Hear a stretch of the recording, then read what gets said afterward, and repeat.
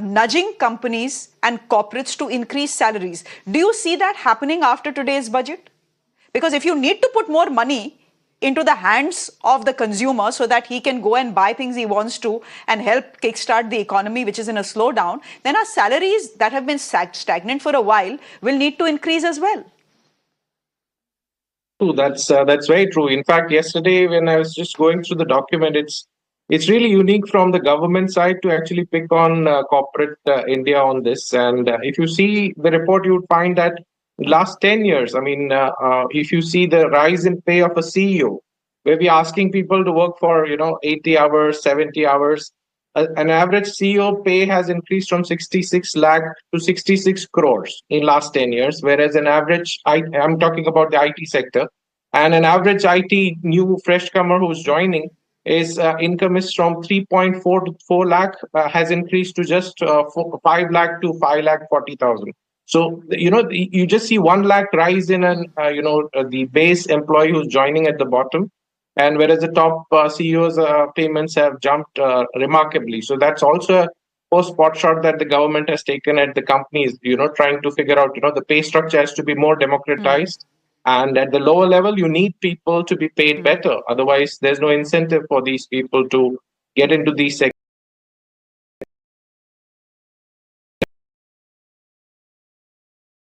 When you link the income tax base and even if the corporate India listens to this, I think in general, I think people who are in the IT sector or any other sector they are working at the lower end, if they get benefit of these rise in salary and if they do go through the economic survey, I'm sure that they would be very happy to receive the extra income because the government is not sitting to actually take away a part of the kitty which gets increased. So I'm sure that the corporate India should listen to it, but I'm not too sure whether they'll look at the slab rate and then make a change. But yes, the economic survey actually was a very big eye opener for them. And I think the government has also given some kind of a hint to them that democratize the pay structure. Otherwise, they are there to look into it. So it was very interesting to see that. And this is true from not just IT, but even automobile, the second largest employer of formalized or organized sector. So you would see that even in the manufacturing sector, this has to be implemented. And once this is done, I think you would see consumption improving. But again, coming back to the income tax changes that are done, I think you can see the market. The auto sector is going up. Airline companies are going up. Your tourism companies are going up. So there's an immediate, the consumption story is playing out. All the FMCG sector, real estate. So this is something like a sweet spot. And I think they have figured out that if they really want to keep the engines of economy growing, you need to give money back to people so that the consumption story is intact. Because in the global market, I think in next 1 or 2 quarters, you'll find a lot of headwinds due to what's happening in US and other places. So the only way you can save your economy from all these headwinds is, go look inward and boost the consumption story at the domestic level. And that's what I think the government has done. And I'm sure this will have a multiplier effect on the economy. And from a tax buoyancy perspective, I think they have done the math in terms of the impact because even the GST revenue or the indirect taxes have given a stellar growth over last year. So they're confident they'll be able to recover this 1 lakh crore from some other places. Okay. And so I'm sure they've done the math well. Yeah. Okay, Professor Nilanjan, before I slip into a very quick break, one of the indicators of how the budget has been are the markets, of course, and the markets seem to be giving it a thumbs up, as is India's urban middle class. I'm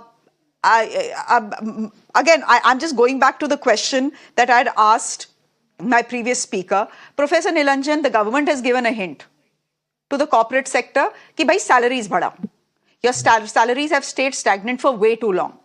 If a CEO's salary can increase from 66 lakhs to 66 crores, surely a beginner's salary can increase as well, from 3.5 lakhs to at least 6 lakhs. At least 6 lakhs. Do you think the corporate sector is going to be picking up that hint? See, corporate sector by nature, they are independent, and this distribution of salary that we are talking about is very much skewed anywhere in the world you look at. For instance, a Harvard case study was mentioning that the average worker, what he earns in the US, it is one by 400 of what the CEO is earning. I'm talking about the average pay of a worker. So the CEO is getting almost 400 times than that of the average pay of a worker. And these are not low skill type workers. These are not janitors. These are not canteen workers. These are the average pay. So something that we are seeing in India is very much there elsewhere in the world. So I'm not trying to justify this, but what I'm trying to say is from the perspective of tax, the government has given a huge this thing to the middle class. But the reason why the market is doing so well is because the apprehension of the presumption is people are now going to spend more money. What we have seen over the last 2 quarters, consumption was slowing down, and consumption is the most important component of GDP. Now, because of that, what we see that all the FMCG stock, all the even the two-wheelers, automobile stocks, they were coming down, and the stock market was taking a beat. Now, because of this good thing that the consumption may increase, you can see some of the corporate sectors, they can feel that their profitability going to increase, and hopefully going forward some portion of that will be passed on to the salaried employee. If you also see over the last few years, in particular, there will be majority of the other corporates, they are not going to increase the salary. So when we are seeing the increment in salary, these are happening for the high skill type of workers. And in that way, I think in this budget, the government is also trying to ensure that how to increase the skill capability of our labor force, be it in terms of giving more fund to create more number of IITs, or for creating centers which are going to train people in the domain of artificial intelligence and large language modeling. So that kind of thing is quite important, because with the global capability centers coming to India, what we see is there is a dearth of skilled type of labors. So all this debate about whether we increase the tax or decrease the tax, or for that matter, whether we are increasing the salary or not, is a totally a function of market dynamics. And you can see that the skilled people, their salary is increasing irrespective of whatever the market scenario is, because there is a dearth of people, even for the student that we are teaching, people or the students with basic knowledge like SQL, those who can build dashboard, or those who can do some programming language like Python or R, they are getting an internship of 50 to 60,000, and these are undergrad student.